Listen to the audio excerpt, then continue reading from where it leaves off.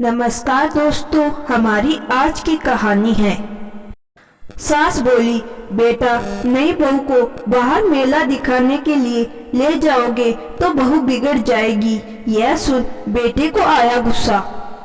शादी के बाद जब रचना नई नवेली दुल्हन बनकर अपने प्रीतम रवि के साथ अपने ससुराल आई, तब वह यह सोचकर बड़ी खुश थी कि वह हमेशा अपने सास शांति जी और ससुर शर्मा जी के साथ रहेगी, उनकी सेवा करेगी और उनके घर को अपनी सेवा और प्यार से स्वर्ग से सुंदर बना देगी।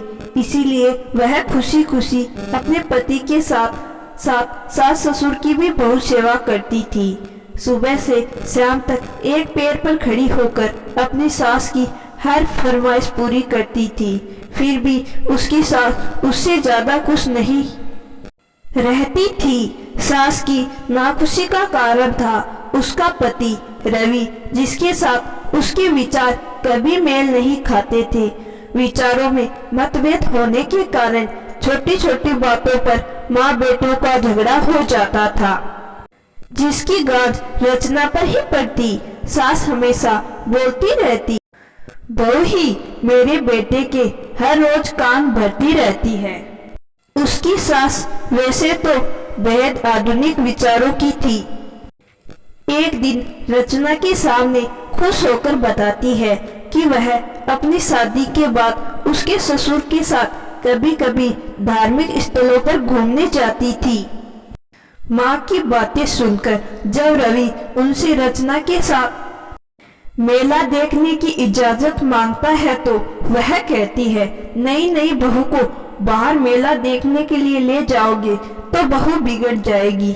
यह सुनकर रवि बोला, मम्मी आपने इतनी बार मेला देखा, आप तो नहीं बिगड़ी, फिर बहू के बारे में ऐसा क्यों कहती हो। इसी बात पर रवि की उनके साथ कहा सुनी हो गई और वह गुस्से में अपनी मम्मी से बोला, मम्मी आपने तो खुद तो अपनी जिंदगी आजादी से जी और हम पर अभी से ही पाबंदियां लगा रही हो। यह सुन उसकी मम्मी गुस्से में बोली, यदि तुम्हें हमारे पास रहना बंधन लगता है तो तुम इस घर से निकल जाओ।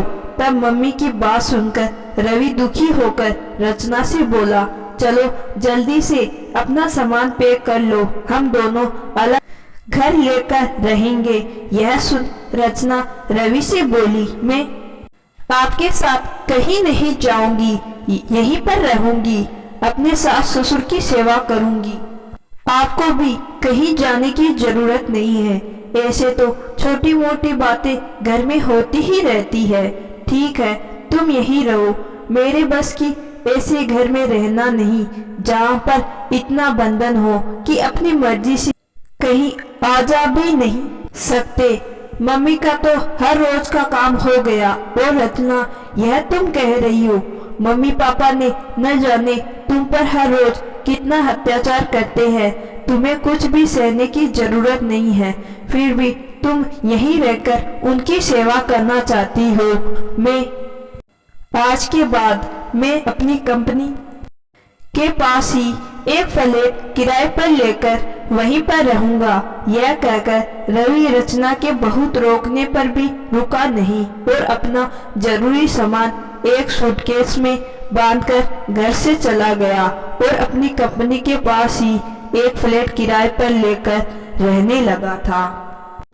पति के जाने के बाद रचना दुखी मन से अपने सास ससुर के साथ रहने लगी थी।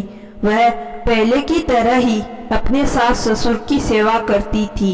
एक दिन जब वह रसोई का काम निपटाकर अपने कमरे की तरफ जा रही थी, तब उसने सुना कि सास फोन पर उसकी ननद से कह रही थी, आप तो चला गया, इसे मेरी छाती पर छोड़ गया, क्या जरूरत थी इसे हमारे पास रहने की।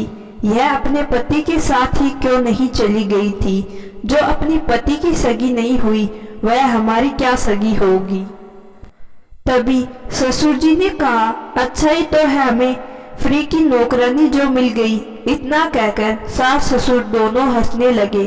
सास ससुर की बातें सुनकर रचना के आंसू झलक आए थे, जिनके लिए उसने अपने पति के साथ रहने से इनकार कर दिया। उनके मुख से अपने लिए ऐसे शब्द सुनकर वह समझ नहीं पाई कि वह ऐसी स्थिति में क्या फैसला करे, सास ससुर के साथ रहे या पति के पास जाए। अपनी जिंदगी का फैसला वह खुद नहीं ले सकती थी। दुख की घड़ी में वह हमेशा अपनी माँ का ही सहारा लेती थी, इसीलिए उसने रोते हुए अपनी माँ को सब बात बताई तो उसकी माँ ने उसे समझाते हुए बोली, बेटी, जिसे तेरी कदर नहीं उनके पास मत रहे। तूने सास ससुर के लिए पति को छोड़ दिया, फिर भी तेरी सास तुझे बोझ कहती है और ससुर नौकरानी कहता है। ऐसे सास ससुर के पास रहने से तो अच्छा है तू अपने पति के पास ही चली जा। आप ठीक कह रही हो मम्मी, अब मैं ऐसा ही करूंगी। मैंने फैसला कर लिया है, अब मैं अपने पति के साथ ही रहूंगी, रचना ने कहा। तो उसकी मम्मी ने उसकी बात सुनकर मुस्कुराते हुए फोन रख दिया। अगले दिन रचना ने अपना सारा सामान पैक किया और अपने पति के पास चली गई। तो दोस्तों, आज की कहानी आपको जरूर पसंद आई होगी। कहानी पसंद आई है तो कहानी को लाइक और चैनल को सब्सक्राइब जरूर करिएगा। धन्यवाद।